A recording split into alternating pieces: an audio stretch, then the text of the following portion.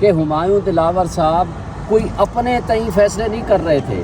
اس کا مطلب ہے کہ وہ اتنے کمپرومائز تھے اور اس کے پیچھے اتنی کوئی اسٹرانگ طاقت تھی کہ ان کو یہ اس بات کا بھی احساس نہیں ہوا کہ وہ اپنے چیف جسٹس اسلام آباد ہائی کورٹ کے فیصلے کو بھی وہ خاطر میں نہیں لا رہے، اور اس کو کنسیڈر کیے بغیر انہوں نے وہ فیصلہ دیا جو کہ on the face of it illegal ہے اور نظام انصاف پہ ایک بدنما داغ ہے۔ مجھے بتا دیں جو 25 دن آپ نے عمران خان کو جیل میں بند رکھا، اس کو کمپنسیٹ کون کرے گا؟ اس کو کیسے اس کی تلافی ممکن ہوگی کہ جب آپ نے 25 دن ایک شخص کو غیر آئینی اور غیر قانونی طور پر آپ نے جیل میں رکھا؟ شکرانہ ادا کرنا چاہیے، لیکن ابھی امتحان باقی ہیں۔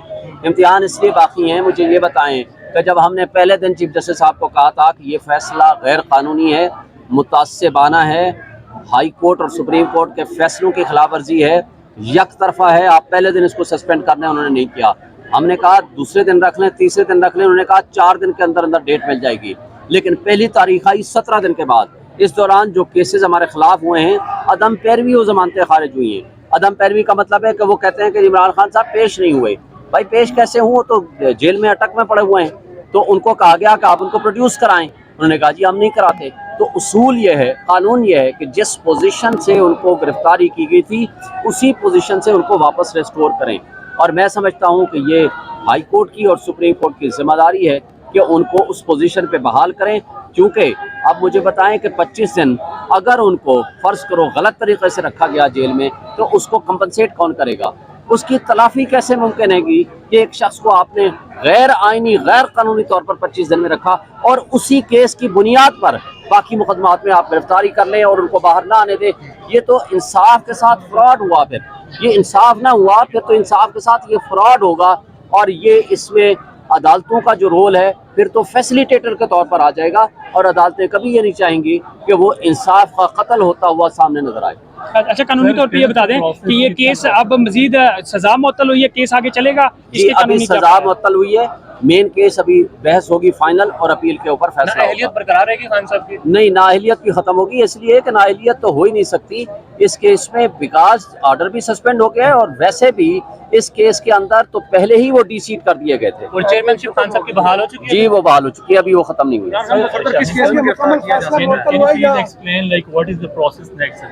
سمجھتا ہوں کہ آج حق سچ کی فتح ہوگی۔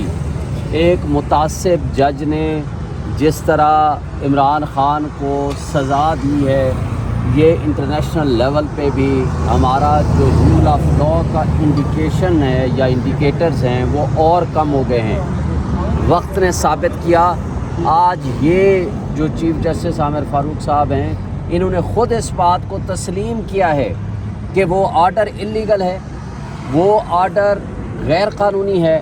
اس نے ہائی کورٹ کے فیصلوں کو بھی نہیں خاطر میں لائے، اور انہوں نے اپنے وہ فیصلے برقرار رکھے جس کو ہائی کورٹ سیٹیسفائیڈ کر چکی تھی۔ اس سے یہ ظاہر ہوتا ہے کہ ہمایوں دلاور صاحب کوئی اپنے تئیں فیصلے نہیں کر رہے تھے۔ اس کا مطلب ہے کہ وہ اتنے کمپرومائز تھے اور اس کے پیچھے اتنی کوئی اسٹرانگ طاقت تھی کہ ان کو یہ اس بات کا بھی احساس نہیں ہوا کہ وہ اپنے چیف جسٹس اسلام آباد ہائی کورٹ کے فیصلے کو بھی وہ خاطر میں نہیں لا رہے، اور اس کو کنسیڈر کیے بغیر انہوں نے وہ فیصلہ دیا جو کہ on the face of it illegal ہے اور نظام انصاف پہ ایک بدنما داغ ہے، اور یہ بدنما داغ جتنا جلدی ختم ہو اتنا جلدی ختم ہونا چاہیے۔ مجھے بتائیں آج آرڈر سسپینڈ ہو جائے گا، مجھے یقین ہے اس بات کا انشاءاللہ۔ مجھے بتا دیں جو 25 دن آپ نے عمران خان کو جیل میں بند رکھا، اس کو کمپنسیٹ کون کرے گا؟